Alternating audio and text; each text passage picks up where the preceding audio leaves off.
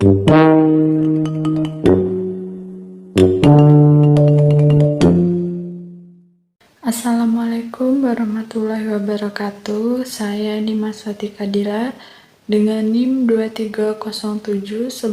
230711609859. Baik, jadi di sini saya akan menjawab beberapa pertanyaan untuk memenuhi nilai UAS mata kuliah Hukum Islam. Baik, langsung saja. Yang pertama yaitu alasan akademik mempelajari hukum Islam. Mempelajari hukum Islam secara akademik menjadi krusial karena merupakan salah satu sistem hukum tertua di dunia yang memiliki metodologi berpikir sangat terstruktur. Secara ilmiah, hukum Islam menawarkan perspektif perbandingan hukum atau konversasi yang memperkaya khazanah intelektual, terutama dalam memahami bagaimana teks agama ditransformasikan menjadi norma hukum yang praktis. Di Indonesia, urgensi akademik ini terletak pada fakta bahwa hukum Islam merupakan bagian integral dari sejarah hukum nasional dan menjadi sumber material bagi pembentukan undang-undang modern. Tanpa memahaminya, seseorang akademis hukum akan kehilangan pemahaman utuh mengenai struktur sosial dan legalitas yang berlaku bagi mayoritas penduduk Indonesia serta perkembangan ekonomi syariah global. Yang kedua yaitu kedudukan hukum Islam dalam sistem hukum nasional. Kedudukan hukum Islam dalam sistem hukum nasional Indonesia adalah integral dan diakui secara resmi. Namun, dengan pola pemberlakuan yang berbeda-beda, hukum Islam di Indonesia tidak hanya dipandang sebagai hukum agama, tetapi telah diinkorporasi dan dilembagakan menjadi hukum positif negara. Kedudukannya dapat dilihat dari beberapa aspek. Yang pertama yaitu hukum positif tertulis. Sebagian besar aspek hukum Islam telah diangkat menjadi peraturan perundang-undangan nasional seperti Undang-Undang Nomor 1 Tahun 1974 tentang perkawinan yang mengatur pernikahan, perceraian, dan rujuk, dan Undang-Undang Nomor 7 Tahun 1989 tentang peradilan agama sebagaimana telah diubah, yang memberikan kewenangan mutlak kepada peradilan agama untuk menyelesaikan perkara di bidang perkawinan, waris, wasiat, hibah, wakaf, zakat, infak, sedekah, dan ekonomi syariah. Selain itu, ada undang-undang tentang perbankan syariah, suku, dan haji. Yang kedua yaitu hukum material.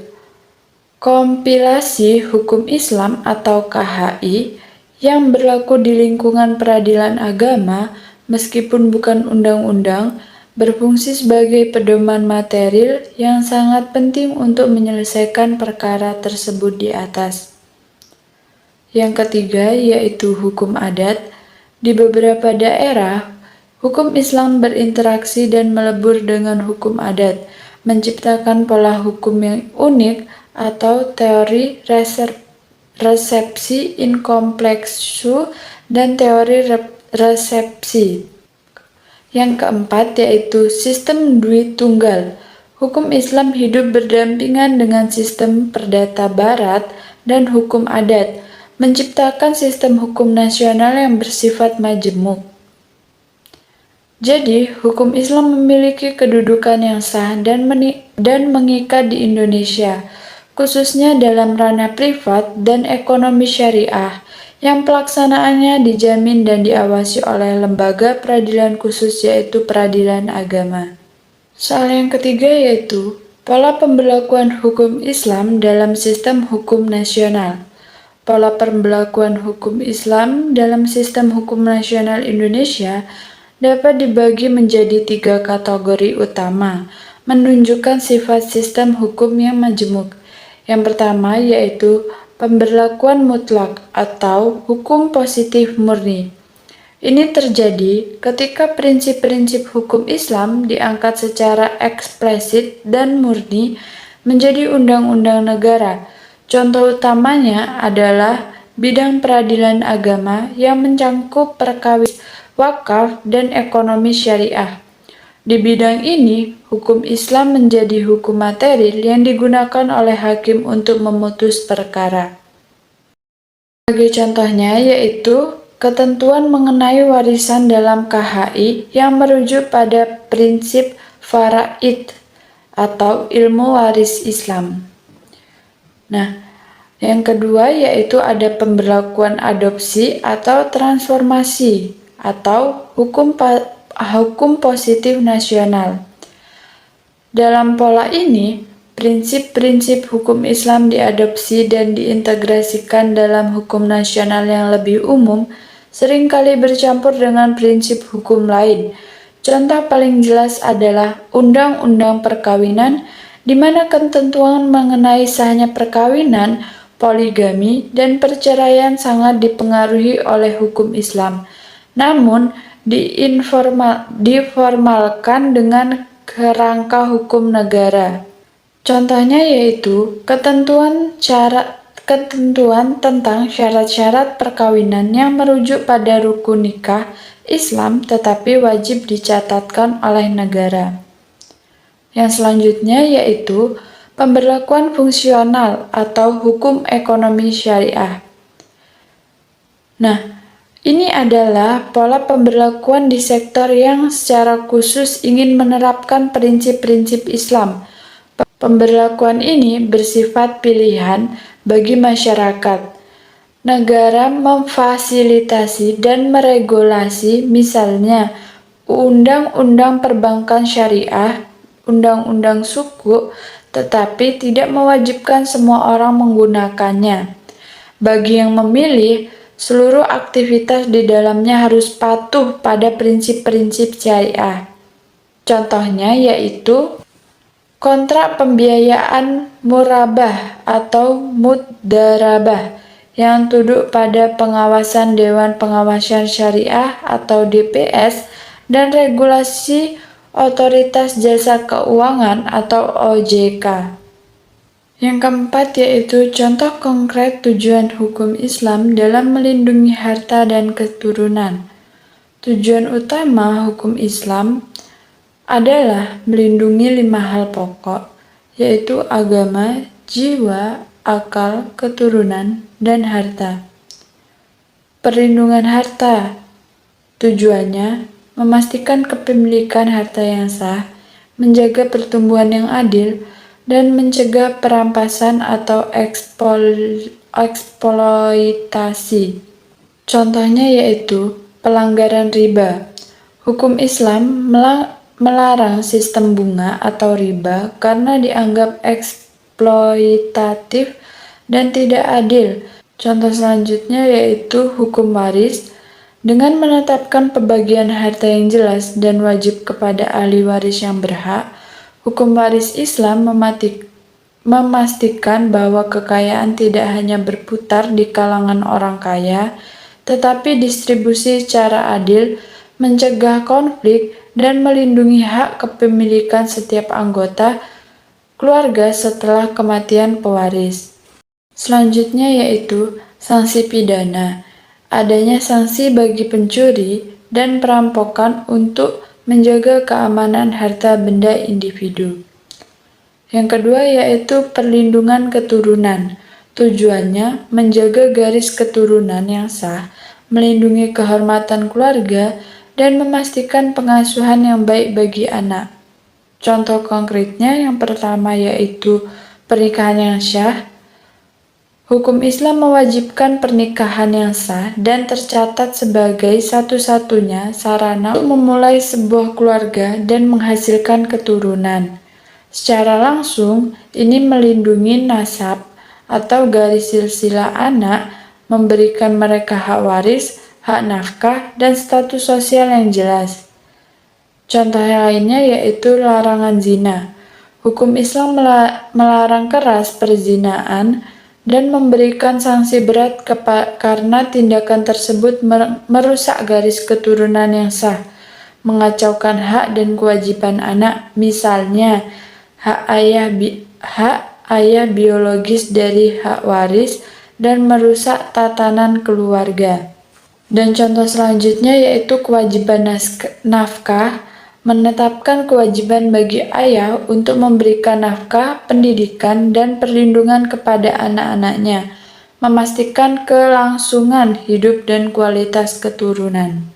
Yang selanjutnya, soal kelima, kebutuhan akan ijma dan qiyas. Meskipun Al-Quran dan hadis adalah sumber utama, keduanya bersifat terbatas secara tekstual, sementara problematika manusia terus berkembang tanpa batas. Ijma atau kesepakatan ulama diperlukan untuk memberikan kepastian hukum pada masalah baru yang belum memiliki ketetapan spesifik. Namun, memerlukan konsensus umat guna menghindari perselisihan. Sementara itu, qiyas atau analogi diperlukan sebagai alat ijtihad untuk menarik hukum dari suatu kasus lama ke kasus baru berdasarkan persamaan alasan hukumnya.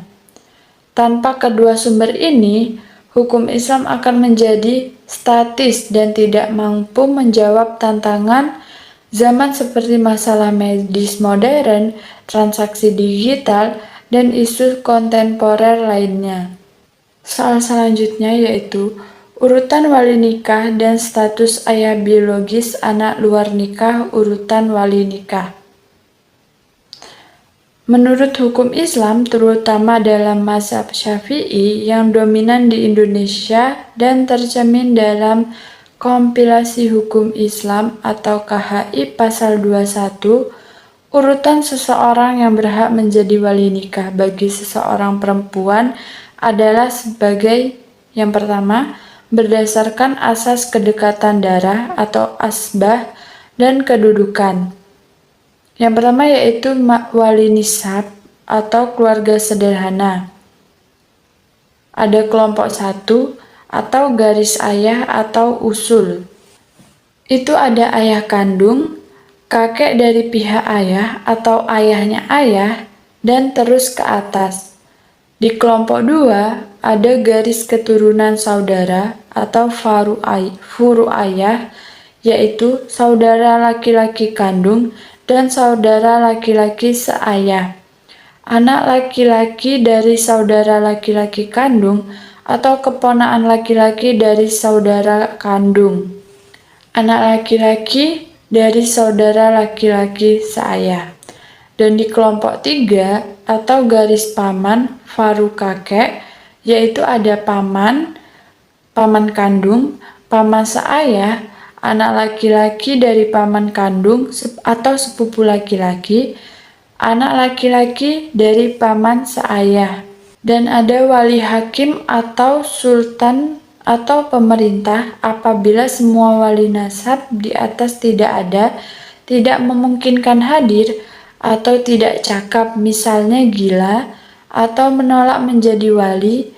Dalam konteks Indonesia, wali hakim adalah kepala KUA atau petugas yang dituju. Status ayah biologis dari anak perempuan yang lahir di luar pernikahan, ayah biologis dari anak perempuan yang lahir di luar pernikahan, atau anak zina, atau anak yang lahir kurang dari 6 bulan setelah pernikahan tidak bisa menjadi wali nikah bagi anak tersebut menurut hukum Islam, khususnya mazhab Syafi'i dan Hukum Positif Indonesia atau KHI Pasal 100. Alasannya karena anak yang lahir di luar nikah meskipun secara biologis adalah anak si pria, secara hukum syariah hanya memiliki hubungan nasab dengan ibu dan keluarga ibunya. Hubungan nasab dengan ayah biologis tidak terjalin karena tidak dipenuhi rukun syahnya pernikahan saat terjadinya pembuahan. Karena tidak ada nasab, maka tidak ada hak wilayah atau perwalian nikah.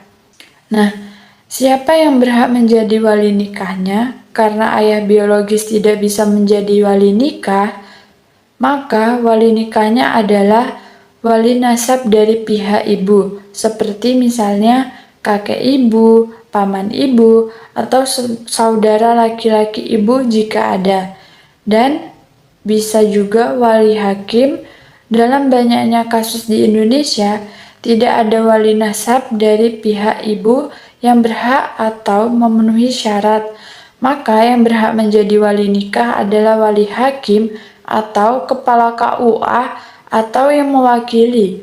Wali hakim bertindak mewakili negara pemerintah sebagai wali bagi orang yang tidak memiliki wali nasab yang sah. Yang ketujuh yaitu perbedaan antara hukum waris, wakaf, wasiat, dan hibah. Keempat instrumen ini memiliki perbedaan mendasar pada waktu pelaksanaan dan sifat kepemilikannya. Hukum waris adalah peralihan harta yang terjadi secara otomatis demi hukum setelah pemilik harta meninggal kepada ahli waris yang sudah ditentukan bagiannya oleh syariat. Wasiat juga terjadi setelah kematian, namun jumlahnya dibatasi, maksimal sepertiga dari harta dan ditunjukkan kepada pihak yang bukan ahli waris utama. Dan hibah adalah pemberian sukarela yang dilakukan dan diserahkan sepenuhnya saat pemberi masih hidup tanpa batasan jumlah selama tidak merugikan ahli waris. Sementara itu, wakaf adalah melepaskan kepemilikan harta pribadi untuk kepentingan umat atau sosial secara permanen. Harta wakaf tidak boleh dijual, diwariskan, atau dihibahkan kembali, karena pokok hartanya harus tetap ada sementara manfaatnya yang terus mengalir. Yang ke-8 yaitu syarat anak perempuan mendapat bagian 2/3 warisan dalam hukum faraid.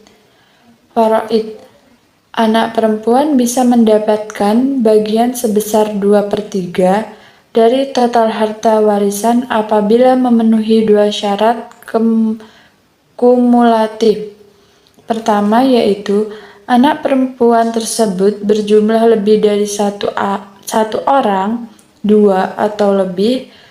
Kedua, pada saat pembagian warisan tidak ada anak laki-laki atau saudara laki-laki mereka dalam jajaran ahli waris.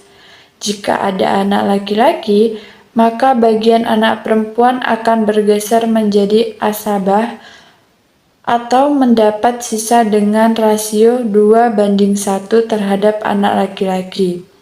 Namun, jika mereka hanya terdiri dari 2 anak perempuan atau lebih tanpa adanya saudara laki-laki, maka bagian pasti mereka bersama-sama adalah 2/3 dari total harta setelah dikurangi hak ahli waris zawil farud lainnya seperti suami atau istri.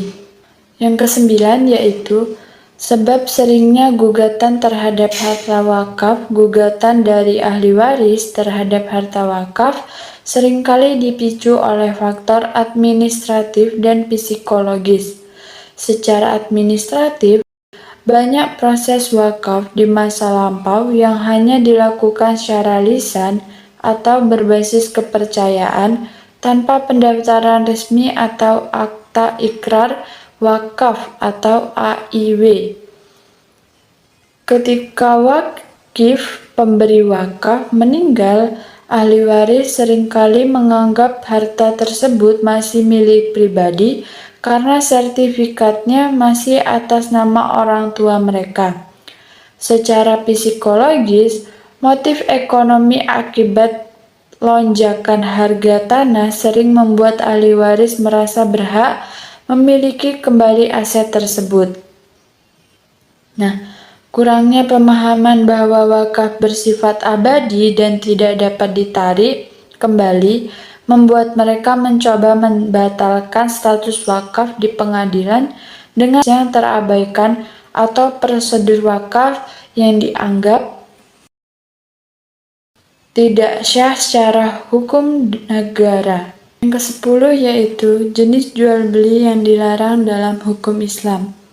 Hukum Islam menetapkan aturan ketat untuk transaksi jual beli untuk memastikan keadilan, transparansi, dan mencegah eksploitasi. Beberapa jenis jual beli yang dilarang adalah yang pertama, jual beli yang mengandung gharar atau ketidakjelasan atau ketidakpastian. Gharar adalah adanya unsur ketidakpastian yang signifikan dalam objek akad, harga, atau kualitas yang dapat menyebabkan kerugian bagi salah satu pihak. Contohnya, menjual buah yang masih dalam tanah atau belum terlihat, menjual ikan yang masih di lautan atau belum ditangkap, atau asuransi konvensional atau mengandung ketidakpastian karena klaim akan terjadi, atau asuransi konvensional yang mengandung ketidakpastian kapan klaim akan terjadi. Nah, ada juga jual beli yang mengandung riba atau bunga atau tambahan tidak sah. Riba adalah tambahan yang tidak sah pada transaksi, terutama pada pertukaran barang sejenis, misalnya emas dengan emas atau pada pinjaman. Contohnya, meminjamkan uang dengan mensyaratkan pengembalian yang lebih besar atau pertukaran uang tunai dengan uang tunai dalam jumlah berbeda. Yang selanjutnya yaitu jual beli yang mengandung maisir atau perjudian. Maisir adalah salah satu transaksi yang menggantungkan perolehan keuntungan pada suatu kejadian yang tidak pasti atau untung-untungan. Contohnya yaitu lotre, undian berhadiah dengan biaya pendaftaran yang signifikan, atau sebuah bentuk taruhan. Nah, selanjutnya juga ada jual beli benda yang diharamkan. Jual beli objek yang dilarangkan oleh syariat karena zatnya haram untuk dikonsumsi atau digunakan. Contohnya yaitu jual beli minuman keras, daging babi, atau narkotika. Yang selanjutnya ada jual beli najasi, yaitu tindakan menawarkan harga tinggi pada suatu barang lelang, namun dengan niat untuk menipu pembeli lain dan bukan untuk membeli. Tujuannya adalah menaikkan harga di pasaran. Nah, yang terakhir yaitu ada jual beli talaki rukban, yaitu membeli barang dari pedagang luar kota sebelum pedagang itu tahu harga pasar yang sebenarnya di kota, sehingga dapat membeli dengan harga yang sangat rendah. Hal ini dilarang karena merugikan pedagang. Soal yang selanjutnya yaitu yang ke-11, alternatif keuntungan dalam perbankan syariah tanpa bunga riba. Sistem bunga yang mengandung riba dilarang dalam perbankan syariah. Sebagai gantinya, perbankan syariah memberikan keuntungan kepada nasabah dan memperoleh keuntungan dari nasabah melalui sekma yang berbasis pada perdagangan dan bagi hasil yang seharusnya bebas dari riba, gerahar, dan masyir. Nah, skema pemberian keuntungan kepada nasabah, penabung atau depositor, keuntungan bagi nasabah yang menempatkan dana atau simpanan deposito diberikan melalui dua skema utama. Yang pertama yaitu mudharabah atau bagi hasil murni. Bank sebagai sebagai pengelola dana menginvestigasikan dana nasabah sebagai pemilik dana dalam proyek yang halal.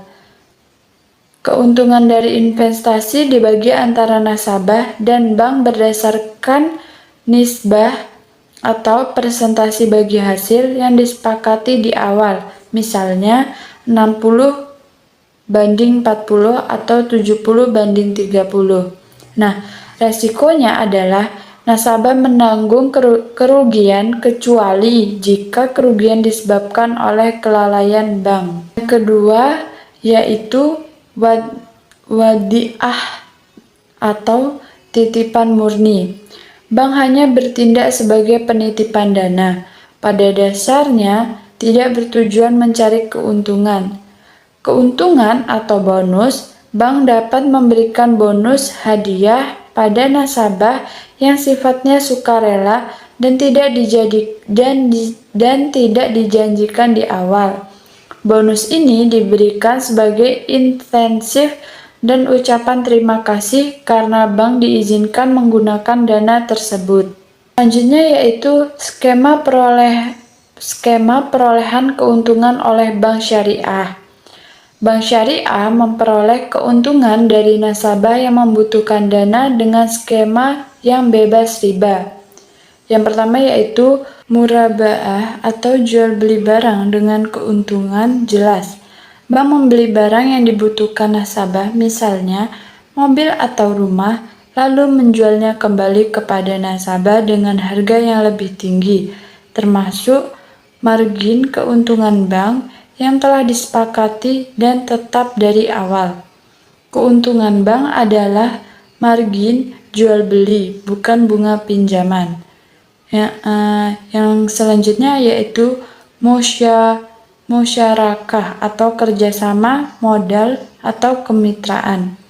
Bank dan nasabah sama-sama menanamkan modal dalam satu proyek atau bisnis. Keuntungannya yaitu dibagi sesuai nisbah yang disepakati dan kerugiannya ditanggung bersama sesuai porsi modal.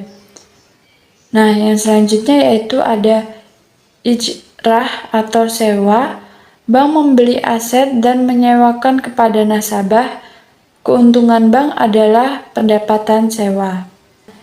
Soal yang ke-12 atau yang terakhir ciri dan motif utama gadai syariah dan asuransi syariah, yaitu yang pertama ciri utama gadai syariah adalah ketiadaan bunga.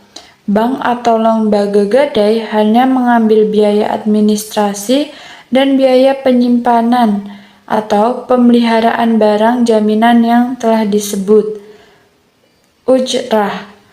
Motif utamanya adalah tolong-menolong untuk membantu masyarakat mendapatkan likuiditas tanpa terbebani riba. Sementara itu, asuransi syariah memiliki ciri penggunaan dan tabaru atau hibah, di mana sesama peserta asuransi sepakat untuk saling membantu jika salah satu di antara mereka terkena musibah. Motif utamanya adalah berbagi resiko secara kolektif, bukan pengalihan resiko seperti pada asuransi konvensional.